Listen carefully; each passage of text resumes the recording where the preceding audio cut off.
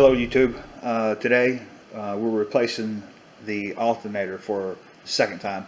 AutoZone should have my alternator in by this afternoon, but pretty simple procedure. The new one that I got was a remanufactured Duralast, and it was putting out 13, 14 volts and was charging well, and all of a sudden I drove it at night and it just quit working. It went all the way down to, on my gauge, 10.5 amps by the time I got home. But Duralast remanufactured electricals, and I just went through this and I should have known they just don't last. It lasted for maybe 6 hours.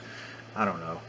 But anyway, to change your alternator, you get a breaker bar, come in on your tensioner there, and just bring it down enough to get it off of the alternator, and then I've got it pinched off with a pair of vice grips so that the whole belt doesn't come off. It's hard to route it once the whole thing comes loose because it's so tight in there.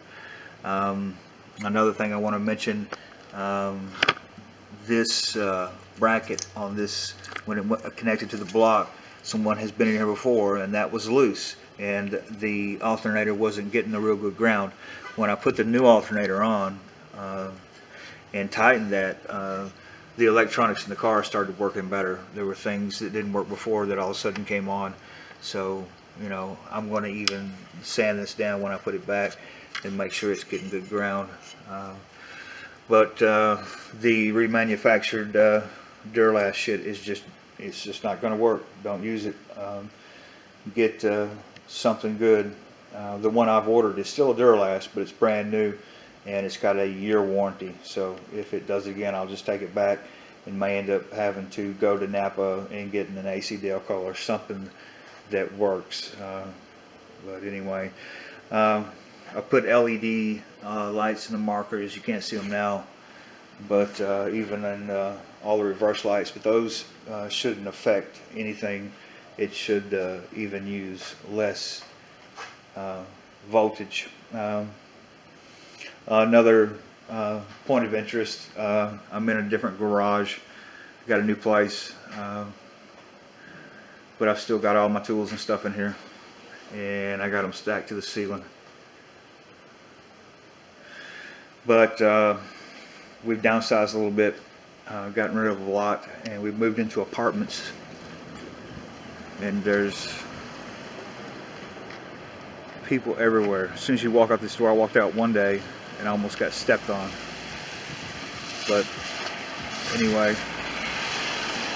one of the things I appreciate is the garage I've got is a little bit bigger than the rest of them. So I told the lady that I worked on my own cars, and she did that for me. But so that was a good thing. Come in here at night and even get some cross ventilation, because this particular one has a side door and the rest of them don't. I could put a fan in one door and leave it cracked and run it, but you've got your basic garage door. You've got a keypad with a entry if you don't have your remote. So pretty neat. I don't know how tall the ceiling is, but it's freaking tall. And I'm thinking about mounting my light here, but we'll see. Anyway, we'll continue this evening when I get the alternator and see if we can get 13, 14 volts coming back into the system and run right. All right, we've got our new Duralast 1-year warranty alternator back on.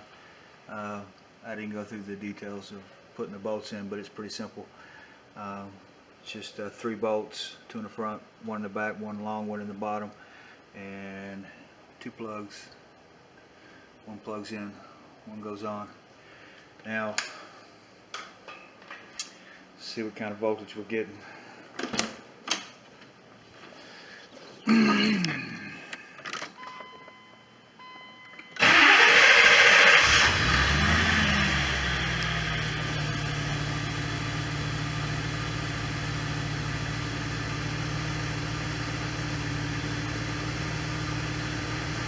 it's not working.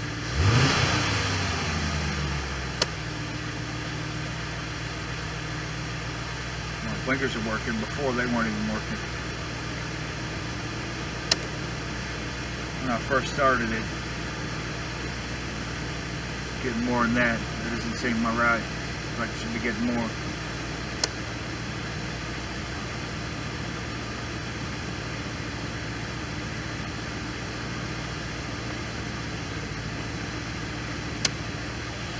And my battery light's on. So I've got a different problem.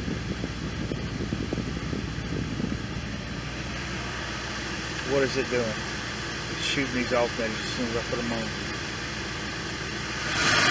You're not going to believe this, but I just tapped it with a wrench and it took off again. So I'm going to have to find an AC Delco.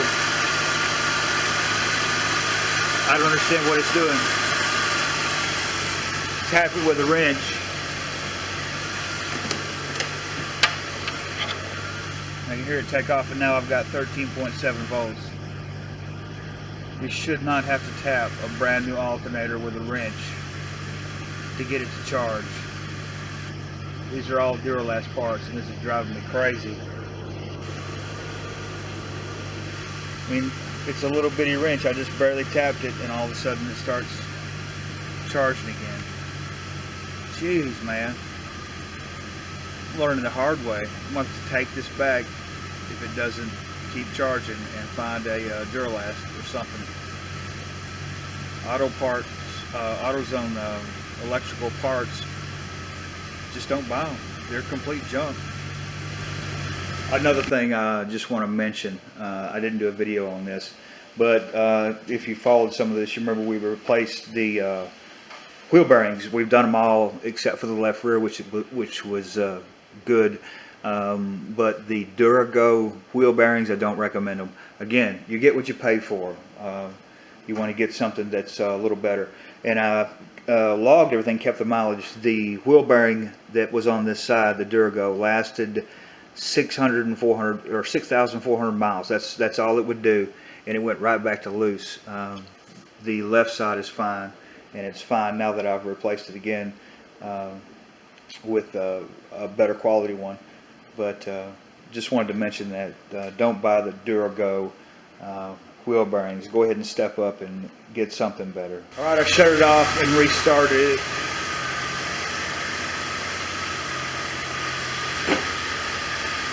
And it's not running my marker lights. Well, wait, let's make sure everything's working. Turn my park lights on. There we go.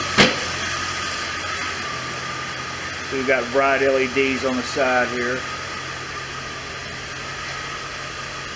And blinkers are working. It will not work if the alternator doesn't work.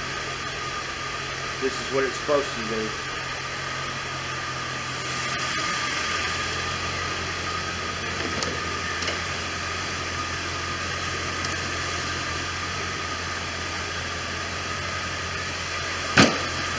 Whereas before, the blinkers were blinking real slow and just staying on solid. I mean, I know the LED lights are not the problem.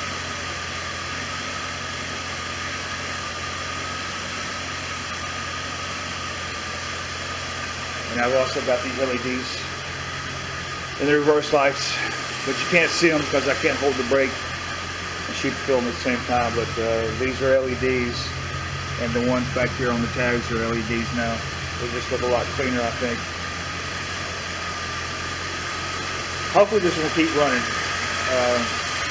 If not, take it back and we'll try to find AC Delco original part for it. That's all I can do. Yeah, I don't know about this thing. The alternator. It worked when I started it, and then completely quit charging, and I tapped it with a small wrench and it took off again. So we're going to get out and test drive it and see if it fails. Run all the lights, run everything, put a load on it. Alright, The car has sat here for a few hours.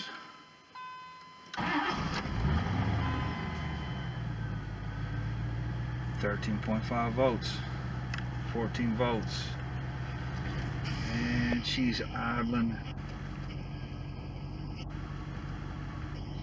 14.